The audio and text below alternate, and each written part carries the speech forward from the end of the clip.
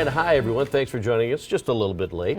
A dying woman spends what may have been her final moments with her son, but it's where he took her that's raising questions. Yeah, hours before she was found dead, her son was spotted wheeling her into a bank for a last withdrawal. Fox 9's Tom LYDEN joins us, and Tom, you spoke with the son tonight, and he's telling a much different story. He is, and I think if anyone has ever cared for elderly parents or anyone else at home, you will have some degree of empathy for this man. But county social workers have investigated David Vanzo before for elderly neglect and financial exploitation of his mother. And now, so are Plymouth police. Detectives wondering if he took his elderly mother to the bank to make a cash withdrawal after she was already dead.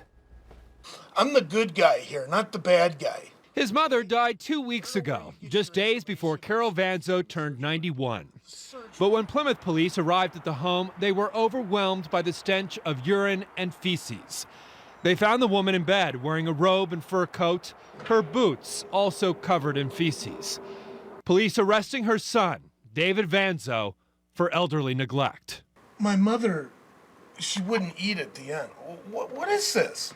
Eating is one thing, being covered in excrement is something else. What's excrement? Excrement's poop. No. They said I hadn't changed her that day. He did, however, take his mother to the bank that day by taxi 7 hours before he reported her dead, taking out $850 in her name. But bank employees said her feet were dragging under the wheelchair. She did not move, and they couldn't tell if she was even breathing. Do you believe she was alive when she went into the bank?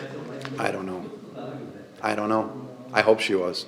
But that's part of this investigation, whether he wheeled her in when she was deceased, pretending that she was alive. That's a part of the investigation. A neighbor who saw them leave in the taxi also wondered if she was dead. I don't know if she was just unconscious or if she was not alive. The police chief tells me back in 2012, Hennepin County Adult Protection Services paid an in-home visit here to Carol Vanzo, and at that point they found her to be lucid and able-bodied. She wanted to stay here with her son. The question is whether conditions with her and in the home had deteriorated in the last 3 years. If it was such a big deal, then why didn't they take her out of here? Sorry for raising my voice. But Adult Protection had investigated the son for financial exploitation on at least 2 occasions. There was a reverse mortgage his mother couldn't explain, and big cash withdrawals for $47,000 and another for $25,000. David Vanzo says the money was in a joint bank account and that everything he did for his mother. I love my mother very, very, very much. Very much. I gave my life to keep my mother alive. Look at my eyes.